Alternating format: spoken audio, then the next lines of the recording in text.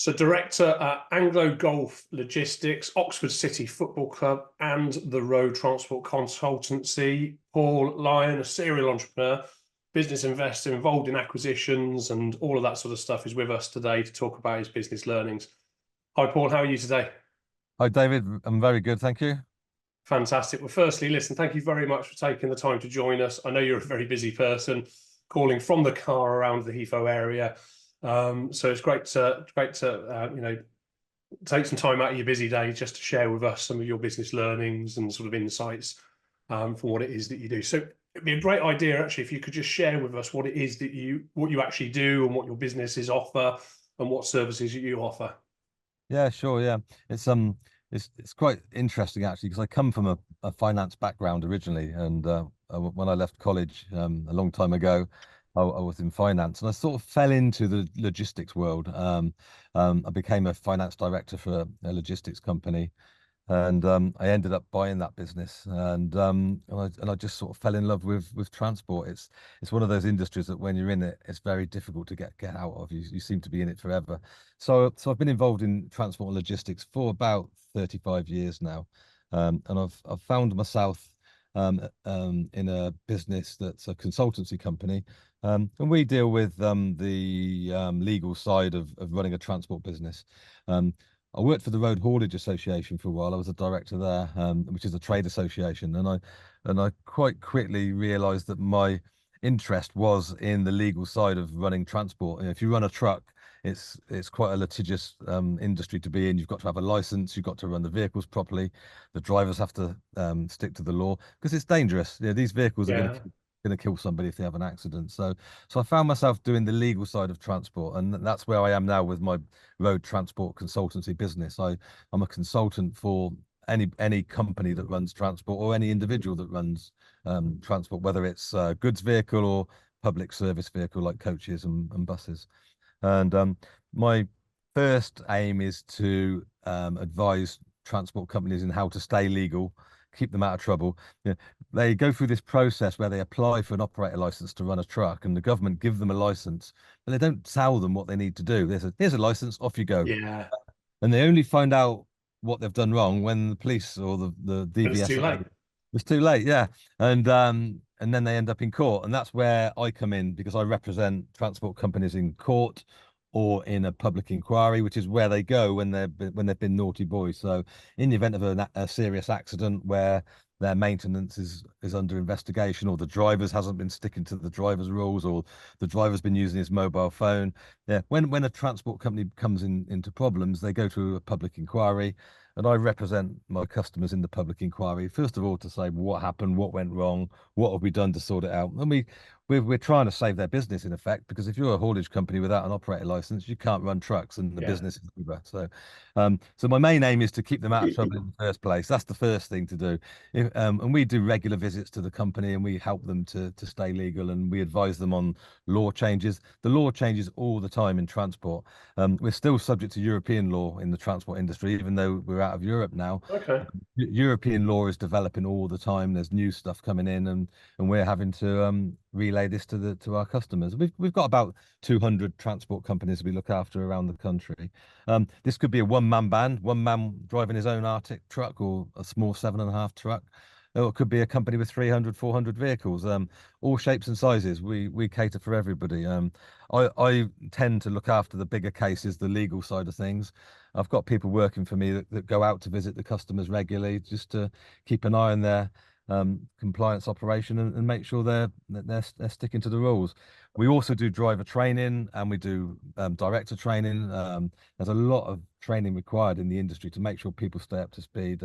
Drivers have to take 1 day a year out to do refresher training to keep them up to date with the rules, and the same for directors and transport managers and office staff. They have to do regular training as well. So we provide the training that they need as well. So we're trying to do a one-stop shop really to keep somebody on the road and keep them legal. And that business has been going for 12 years now. So that's what, if anyone ever says to me, what's your day job? That's my day That's job. your main day job, is it? Yeah. Yeah. I mean, it sounds like it keeps you busy because it's, there's more to it, like you say, than just putting a van or a truck on the road and starting delivering. It sounds like a full-time job, just staying up to date Yeah, with the it is. Yeah. latest training needs and regulation changes and things like that.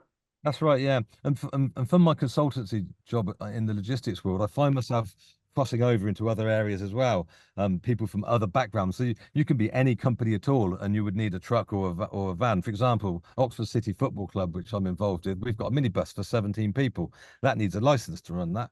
So so we look after that. So people come to me from other sectors, and they might just be using vehicles for their particular business, but they still fall under my umbrella. And no, football is my other love. I've been involved in football all my life. As a kid, I played football. I loved watching football. I wasn't really good enough to play. I wasn't Okay. really any good at football, but I loved the game, followed it. I was an Oxford United fan for most of my life. And then I started looking after the Oxfordshire Youth Football League 25 years ago. I'm still running that now for a hobby. Um, don't get paid for it. It's a totally volunteer role. We've got 10,000 children play boys football in Oxford. And I look after that league, looking after the fixtures and setting all the games up. And I've been doing that for 25 years. And I've always wanted to have a job in football. And I always say to my children and anybody else, whenever you decide to embark on a career, make sure the career is also your hobby. If it's Yeah. your hobby, you're going to enjoy doing it. You're going to you find yourself much more motivated, and you'll stick at it. Yeah. And I always wanted to have a job where I got paid, and I've never managed to do it. But 8 years ago, I was asked to help Oxford City out, Oxford City Football Club. They found themselves in a really difficult financial position where um, one of the directors had committed suicide. Lovely guy, Colin Taylor, good friend of mine. He committed suicide because of the situation the club found itself in. Really serious financial situation. Colin didn't cause that. It was caused by another director from America that was sent to prison. It's all in the public Right. Yeah. domain. It's all out there. They had an American owner, and he went to prison for some fraud stuff in America, and it put the football club in a serious financial position. And poor Colin took his own life as a result of that. And the club asked me to come in and have a look at the finances and see if I could help sort it out. And in July 2016, we had a look at the finances and said, okay, the two options are close the football club down, start again, or let's fight and stay where we are and see if we can work through it. And we chose the latter. We stayed in the same division. We spoke to all the creditors. We put a plan together. We managed to get everybody on side. And this is exactly what I do in my transport consultancy world for transport companies when they have financial difficulty. We help them in that way as well. And I did it for the first time in a leisure industry, and we managed to come through it. We managed to get most of the debt paid off. Um, COVID didn't help us. That set us back a Yeah. couple of years. Anyone in the sport or leisure industries, COVID was an absolute nightmare, wasn't it? And Yeah. we were playing football behind closed doors at one point where we're paying players to play football, but we had no supporters coming in. So how could you run a business on that sort of financial situation, you know? But we came through it, and then last season we got promoted into the National League, which is the highest league the football club has ever been in 140 years. So that was a really big achievement after 8 years at the club for myself and Justin, my business partner, to get to the National League. Alas, we couldn't stay there. We've come back down again this season because it was a tough season, and we're in there against some really big football clubs. We're a little Oxford City playing in front of 1,000 supporters. We've been playing teams like Oldham Athletic with a 30,000 seater stadium, Southend United, Chesterfield, clubs that have been football league clubs for many, many years. Yeah. And it was really tough for us. And we probably could have survived if we managed to keep our fitness levels up for our players. But we had lots of injuries through the season. And at one point, we had over half the squad injured. And we haven't got the financial resources at the football club to bring in like for like players. Our backup players are much less players, and they're not really good enough for the level. A lot of them are young players that are still developing, which I think is really important for any business, to have youngsters coming through. Bringing in That's fresh talent and young yeah, talent. Yeah. yeah, that's the future, and the football club survives on that. So, and also we had 8 years of looking after the football club, getting it on a firm financial footing. We're not going to break the bank just to try and stay in the division. It's Yeah. we have strict budgets, and we stick to the budgets. If it means going back down again, that's what we'll do. So we've gone back down a division. Now we start to rebuild again for next season and maybe have another go at going back up again. So that was probably my It's, biggest challenge in my life, was trying to sort Oxford it's City. a great story, and I'm glad you guys sort of fought your way through it because it's such an important part of the community, isn't it? Something like that, something that sort of Yeah, so the football football club club is, and the yeah, it's not just a football team playing National League football. Oxford City Football Club is a community football club in Marston where we've got nearly 1,000 boys and girls playing football. yeah. Now My we've got, eldest played for them for a short stint before injuries sort of yeah. caused him to not be able to continue playing football. It's a Yeah. great club. And as we know, girls' football is becoming a massive thing now. We've almost got as many girls as boys playing now. We've also got a disabled section. We've got nearly 200 disabled adults and children playing football every Sunday. So we are a big sports hub for Oxford, not just for football. We do netball as well. We are the centre of netball for Oxfordshire. We have 6 netball courts, and it's a central venue for all the ladies and girls netball. There's probably about 1,000 or more girls and ladies who play netball every week on our facility. So we have a really nice venue there, and I think we have something like 4,000 people coming through every week. It's a nice facility. Yeah, so we always say that the football league is like the cherry on the top, the football league team, the men's team, but we are much more about developing children and making them into sports people, not just sports people, giving them sport because there's too many kids these days sitting at home on their computers doing nothing, aren't Gives they? them a purpose, doesn't it? Gives them something to focus on, a purpose, Yeah, a yeah, reason. definitely. They start at like 5 years old at Oxford City Football Club, and they come through to being adults. We run a BTEC program for 16 to 19-year-olds. BTEC in sports science. We have about 150 teenagers doing that. About 110 boys and about 40 girls. So they're not all going to become professional footballers. They might be going on to do physio work. They might become sports teachers. They might work as assistants in the sport world. Well, that's Uh, it. The sports industry is such a vast industry, isn't it? It's not all about the professionals on the field doing the the game. It's all of the support stuff that yeah, goes on around it. that's right. So some of them are good at football, some of them aren't. But they have to do the further education bit when they leave school. So Yeah. you might have to put them in an environment where they think there's a career for them in there. And some of our children come through that and they go into play full-time football. And some of them go off to be managers and coaches and other sorts of things. So we like to think we're actually providing a lot more for the community at the football club, which is right why it was really important that we kept this business going and we didn't let the whole thing collapse and die. So for me, it's been a hobby. I don't make any money out of it. I put But money. I can certainly tell you're very passionate about it. It's coming across, the way you're Yeah, talking about it. yeah, really passionate about it, like I said, I've always wanted a career in football, but I was never ever going to make any money at it. But it's what we have achieved at the football club has been really important to me, and it does open up other doors as well because I meet Mm. so many different people in the sports world. When I'm going out watching football, you meet people, and it's always a good conversation point, and it's opened up other business areas for me. So in a way, you do get some sort of return from Yeah, it. absolutely. Absolutely. So Mm. just going back to the haulage industry, you've been around that industry for a number of years. What changes have you seen in your time over the years in the industry, and what changes do you think are yet to come? Where do you think it's Well, going? technology is massive, isn't it? Yeah. The way technology is going now, and if you look at a truck today compared to a truck 30 years ago, it's a totally different beast now. And we've now just starting to see electric trucks come in. We're a long way away from electric trucks being really usable because the battery technology is the big problem with electricity. And the trucks that are out there at the moment that run on electricity have only got a distance of 100 kilometers before they have to be recharged. So they're only really used locally. Vans are okay. We have a lot of vans that can go longer distances, 200, 300 kilometers. And also the next generation of trucks are hydrogen. We've started to see hydrogen trucks coming in now. The prototypes are out there at the moment. Very expensive to buy, but not so expensive to run. Hydrogen fuel cell. You just put a new cell in, take the old cell out, and you go off and run for 600 miles. And this is where the technology was going in the future. I think we're way away yet from those sort Mm. of vehicles being used every day, but I mean, the trucks now are much safer. They've all got automatic braking on them now. So if the driver falls asleep, the truck will automatically stop if there's a lane closure or stoppage ahead. Drivers are controlled more with the technology in the vehicles. There's all telematics in the vehicles now. You've got cameras facing the driver. If he nods off, an alarm will go off back at the base. Drivers are tracked to make sure they're taking their brakes on time and they're not smoking in their vehicles or watching the TV in the vehicles. So it's much safer The personally. technology, like you say, has come on leaps and bounds, isn't it? And Yeah, it's going to be yeah, yeah. exponentially improving as the time goes on.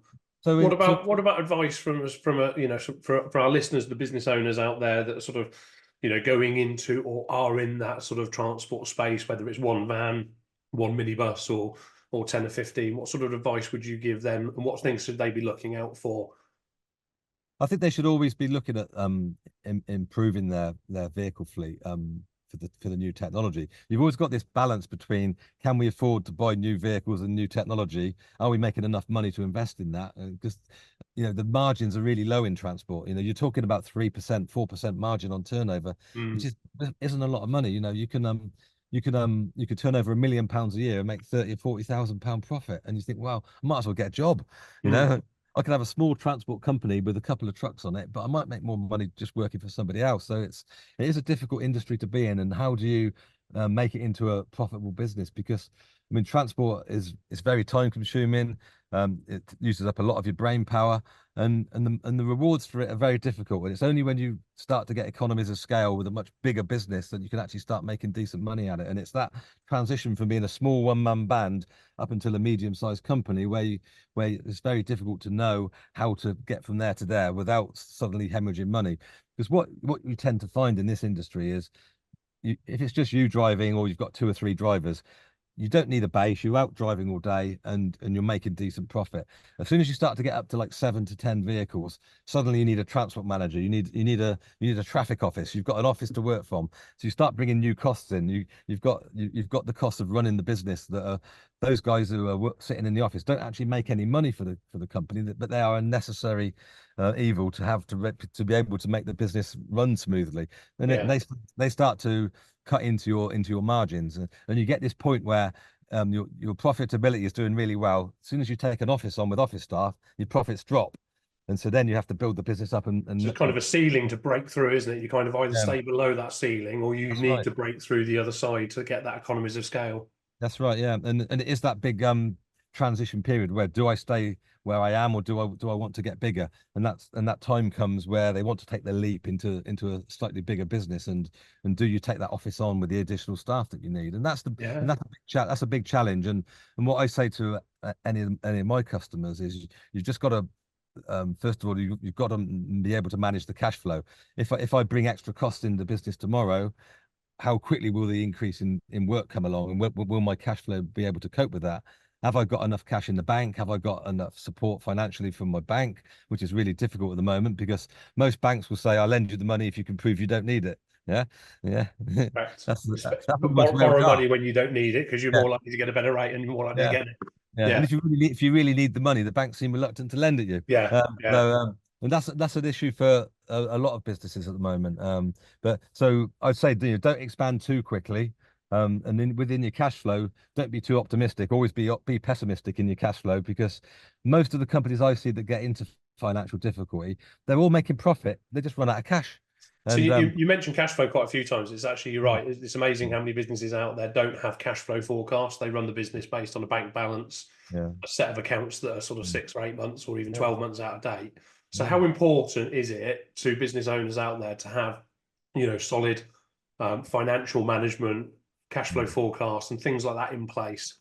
Yeah, it's really important, and what I find is that most transport companies, the people running them, don't come from an office based or a financial background. These guys are quite often manual workers. They might have started off as a van driver or as a truck driver, and they've decided to run their own businesses. So they haven't really got that sort of experience in the industry, and they don't really know how to manage the financial side of it. They have an accountant that might do their accounts at the end of the year, but they don't really have anybody to give them advice. And like you say, they look at the bank account. Oh yeah, we've got plenty of money in the bank. We're okay, but they haven't sort of planned in advance to think, right, I've got a VAT bill going out soon. I've got 22nd of the month. I've got to pay the HMRC. I've got these annual fees that are coming in. My insurance might go up next year because of the way the economy is, and they've not really done any projections for the future. And they might have been projecting maybe 1 month or two forward, just on the back of a piece of paper, but they haven't really done any advanced planning. And I always say to my customers, make sure you do at least a 12-month plan, and probably a 2-year and a 3-year plan as well, and compare how it's going compared to how you thought it would go. This is what I thought. This is what actually happened, Yeah. and that will give you an idea then of how good you are at planning, and you might need to adjust your plans, because, like I said earlier, if you don't do that planning, you run out of cash, the whole business grinds to a halt, and the wheels stop turning, and the business is over. And a lot of the companies that I see myself going to see that have got financial planning issues, it's because they've either got the numbers wrong or they haven't done any planning at all. They've just thought about, oh, the turnover's really good. We've got a lot of work coming in, and everything must be okay. I'll give you an example quickly. I had a customer turning over 4.5 million a year, and he lost £50,000 in the previous financial year. And he said to me, "How can I change that?" I said, "Well, if you're turning over 4.5 million, you should really be able to make a profit with that sort of turnover. There Yeah. must be something wrong with the numbers." So I started looking at the contracts, and he had a number of contracts in place. There's about £2 million of contracts there that was costing him over 2 million to run. So they were actually making him no money. And I said, "What's the reason that you keep these companies going?" "Oh, but I could combine the work together with other things." And I said, "Yeah, but if you stop doing that work, you would lose 2 million of outgoings and you'd lose 2 million of income. So you might as well not bother. Either that or put the price up to make it worthwhile." "Oh, I Yeah. can't put the price up. If I put the price up, I lose the work." I said, "Well, why don't you just stop the work then? Say to the customer, you can't afford to do it because it's costing me as much as what I'm earning. So I either want a price rise or I'll have to give you notice." And in the end, he gave all these customers notice. So he got his turnover down to about 2.5 million. The next year, he made 50 grand profit. So he had £100,000 turnaround, and he was half the size of business. Half the size means half the headache. Yeah. Because it's okay turning over money, but if there's no bottom line on there, what's the point? We're It's that only in old business. saying, isn't it? Profit sanity, Yeah. turnover's vanity. Yeah. So we did that. We got him down to a 2.5 million turnover, 50,000 profit, and said, right, we can cut a bit more for that. We took another 500,000 of turnover away and got him down to 2 million. Then he went up to 100,000 profit. And now he's happy. And then what started to happen was the old customers that he'd lost started coming back to him Yeah. saying, "I can't get the level of service that you were giving me. Can I come back to you? And we're willing to pay you a bit more money." And There you because go. as we all know, you get what you pay for in this world. Yeah. If you want a 5-star service, you've got to pay for it. And he soon realized that he was given a much better service than everyone else, but he wasn't charging for it. And I said, this is a big lesson for you. If you're given a really valuable service, make sure you're getting the true value of that from your customer. If you Yeah. lose them, let them go. Because if you're doing a service that good, they'll come back to you and you can charge them more money. So then his turnover started going up again. And he's now back up to 5 million now, and he's making 500,000 profit. Yeah. And There's so a the couple of lesson, really there's a couple of really strong lessons there. Is one is yeah, that know your numbers, isn't it, and actually yeah, understand what the numbers. So the numbers tell you what's actually happening rather than what you think's happening, yeah, and yeah, use the numbers to make informed decisions. And then the other is believe in your own ability and your own worth. yeah, that's it. You know, Yeah. Don't undersell yourself. Don't undersell your service. If yeah, if someone doesn't believe it's worth it, then let them go. And it's only when they yeah. go somewhere else that they'll find out actually what we had before was actually worth a bit more money. And what you find is if, especially in the logistics industry, any company that's doing it for less money is probably breaking the rules somewhere, maybe breaking the law, maybe their equipment's not good enough and they have more breakdowns, and maybe their drivers are not as good. So and when their freight is arriving late or arriving damaged, suddenly those cheaper rates are not quite so attractive, are they? Yeah, Yeah. yeah. So There's a reason there somewhere, isn't there? there's always a reason, and this is what I as well as trying to keep my customers legally compliant, I do look at financial stuff as well for Yeah. transport to try and help them in these sort of areas to try and help them to take their businesses forward. And sometimes you have to take a few steps backwards first and say, right, let's just go back a bit, close close a few of these customers down, do a little bit less work, and then we can go again in the future when we've got a bit more financial clout behind us. And it works every time. And I've never yet seen a situation where that hasn't worked for me. And it's Take a look at the bigger picture, isn't it? It's yeah, yeah, I always use a football analogy where you've got your team on the pitch. If your manager or your coach is on the front of the pitch trying to put a goal in the back of the net, put the ball in the back of the net, they don't know what the defense is doing. So it's kind of stepping off the pitch, looking at teamwork. the bigger picture whilst the ball's up there. Yeah, What's going on in your defense. Make sure everything's in the right place at the right time. So when the ball does come over the yeah. midfield, you're prepared, you're ready for it. I always Really, I always use the football analogy as well in business. It's really important. And with customer base, I say to my customers, don't rely on one big customer. If you've just got one big customer in your group of customers, if that customer leaves you or goes bust, you're going to have a big problem. So you need to have a diversification of different types of customer.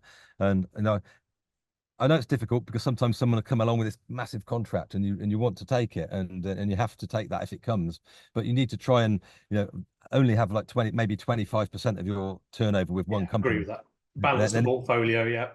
And if you lose that one customer, it's not going to totally ruin the business. Yeah. And it does happen, no matter how big the customer is. They say, "Oh, my customer's a big PLC," but we all know in the last few years, look at some of the big PLCs that have gone bust on the high street. That it does happen. If you can insure your debts, then fair enough, insure them. A lot of companies use factoring or invoice discounting, and they can insure the debts, or they just bring in a company that will actually insure it for them. And if you can insure them, then brilliant. Take the risk if you've got the insurance there. But you'll be amazed in our industry, I'd say 95% of companies that I come across don't insure their debts at all. And Yeah. they just carry it. They they don't want to pay the 1% it's going to cost them. 1% of their turnover to insure it, but they say, well, I'm only making 3 or 4%. I'm giving away so much of my margin. But how much have you got to lose in the event of a company going under? So you have to weigh it up and say, is it worth the risk? Or maybe insuring debts over a certain amount, maybe over £10,000. So you can insure debts over a certain value. You cover the first 10,000, a bit like an car insurance policy. Yeah, you have the first 500 quid of uninsured loss, and then after that, insure the big ones. And Coverage, yeah. No, it makes a yeah, lot of sense. so There's so there's there's there's lots of tidbits, lots of advice. It's a really complicated industry. yeah, Could talk to you for hours about it because there's so many facets to it. But yeah. conscious of time, Yeah. it's been really, really good to hear from you. Where can our listeners go to find out a little bit more information about what it is that you do and maybe reach out if they need your support? My consultancy's got a website, www.thertc.co.uk. The RTC stands for the Road Transport Consultancy, thertc.co.uk. We're also on Twitter, Facebook, and LinkedIn as well, and also on Instagram. Haven't gone to TikTok yet. I need to get there now. So we're out there in the social media, and if anyone ever wants to talk to me, we do a free consultation. We'll come and see somebody for nothing and have a chat with them for an hour and just talk to them and explore different areas. And after that, if we can find anything that we can do to help, then we can talk about business in the future. But I'm always happy to talk to people about anything. That's what I do. I just talk all day. Sounds good. Paul, thank you very much for your time and really appreciate you taking the time out of your busy day to talk to us on the Business Spotlight podcast. Thanks, David. I've enjoyed it. See you soon.